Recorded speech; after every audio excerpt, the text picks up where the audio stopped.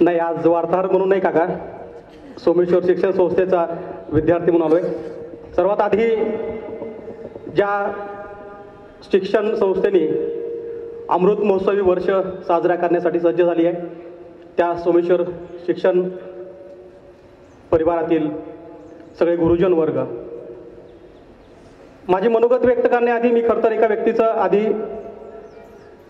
टाळ्या वाजवून कौतुक करू इच्छितो. कारण ज्यांच्या प्रेरणेतून हा सगळा मेळा जमला ते या शिक्षण संस्थेचे प्राचार्य दिना फड सर. म्हणजे दिना फड सरांसाठी खरं टाळ्या वाजवल्या पाहिजेत. कारण आम्ही ज्यावेळी आता अनेकांचे मनोगत ऐकत होतो, म्हणजे माझ्या जन्माच्या आधी ज्यांची 10वी झाली त्यांचे मनोगत मी ऐकत होतो, पण हे मनोगत ऐकत असताना प्रत्येकाच्या आयुष्याचा एक असा टप्पा आहे जो आपल्या आयुष्यातून खरं तर काढता येणं शक्य नाही. आज कुणी कुठल्याही पदावर गेलेलं असलं तरी त्या कामाच्या वेळेस कुठे ना कुठे तरी एखादी आठवण आल्याशिवाय राहत नाही. माझ्या आयुष्यातली एक आठवण मी सांगतोय. काही महिन्यापूर्वी मला असंच एक बातमी करण्याचा योग आला. एका शिक्षण संस्थेमध्ये भांडण सुरू होते, पालकांनी दगडफेक सुरू केली होती आणि मला प्रश्न पडला की असं काय होत आहे. मी जाऊन मध्ये चौकशी केल्यानंतर मला असं कळलं की एका शिक्षकांनी मुलाला मारलं होतं आणि मारलेला मुलगा इतका मोठा होता की त्याने गल्लीतले सगळे माणसं आणून शाळेवर दगडफेक सुरू केली होती.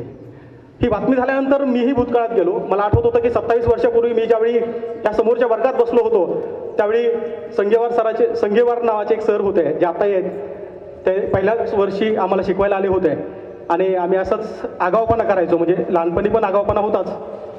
तर त्यावेळी मला तो एक रूळ फेकून त्यांनी मारला होता. म्हणजे 27 वर्षानंतर सुद्धा अशी एखादी घटना घडल्यानंतर आपल्या आयुष्यामध्ये काय घडलं होतं हे आठवल्याशिवाय राहत नाही. या शिक्षण संस्थेमध्ये प्रत्येकाला काही ना काही तर दिलंय. माझं तर त्या अर्थाने मी नशीबवान होतो, कारण माझ्या आयुष्यातील पहिली वक्तृत्व स्पर्धा, वादविवाद स्पर्धा याच सोमेश्वर शिक्षण संस्थेत असताना मला करता आली. शाळेमध्ये असताना खो खोचा कॅप्टन असेल किंवा पहिल्यांदाच आमच्या मुलांच्या बॅचचे नाटक बसवायची जबाबदारी ज्या भारती सरांनी घेतली होती त्या नाटकामध्ये काम करायचा योग, अशा बऱ्याच किस्से असतील.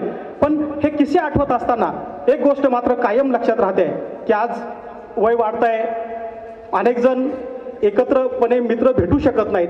अशा सगळ्या मित्रांना एका मांडवाखाली आणण्याचं काम आज या संस्थेने केलं. त्यामुळं परत एकदा संस्थेला धन्यवाद देतो. आज खरं तर सगळे मित्र एका ठिकाणी बसले असताना प्रत्येकजण एकच विचार करत होता की माझ्यासोबतचा मुलगा कुठे गेला. कोणीतरी माझ्या बेंचवर बसलेला होता, कोणीतरी माझ्या पुढे होता, कोणीतरी माझ्या मागं होता. पण बहुतेक वेळा अनुभव जरा वेगळे होते. हे ज्यावेळेस आठवत होतं त्यावेळेस मला एक छोटीशी गोष्ट आठवली की एका वर्गामध्ये पुढच्या बेंचवर बसलेला एक मुलगा होता ज्यानं ठरवलं होतं की त्याला काही करून क्लास 1 ऑफिसर व्हायचं होतं आणि त्यानं त्यामुळं MPSCची परीक्षा दिली आणि MPSC परीक्षेतून तो CEO झाला. मधल्या बेंचवर बसलेला जो विद्यार्थी होता त्याने ठरवलं होतं की आपल्या आयुष्यामध्ये एक तर डॉक्टर बनायचं नाही तर इंजिनियर बनायचं. त्यानं ही परीक्षा दिली, तो इंजिनियर झाला. पहिल्या बेंचवर बसलेला जो CEO झाला होता जिल्हा परिषदचा, तो ज्या जिल्हा परिषदमध्ये आला तिथेच मधल्या बेंचवर बसणारा जो मुलगा होता तो इंजिनियर म्हणून रुजू झाला. शेवटच्या बाकावर बसणारा जो उन्हाळ पोरगा होता तो काही कालावधीनंतर गावचा सरपंच झाला. सरपंचानंतर जिल्हा परिषद सदस्य झाला, जिल्हा परिषद सदस्यानंतर आमदार झाला आणि त्याच जिल्ह्याचा तो एके दिवशी पालकमंत्री झाला. म्हणजे शेवटच्या बाकावर बसलेला त्या जिल्ह्याचा पालकमंत्री होता.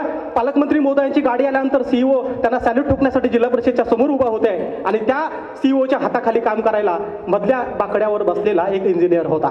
मला वाटतं इथं बसलेल्या अनेकांची कहाणी हीच असावी की आपल्या शेवटच्या बाकावर बसलेली पोरं आज कुठेतरी पुढे निघून गेल्यात, मधल्या बाकावरची मुलं आजही आपल्या समोर दिसत आहेत. मला वाटतं बाग बदलले असतील पण तेच संबंध कायम आहेत.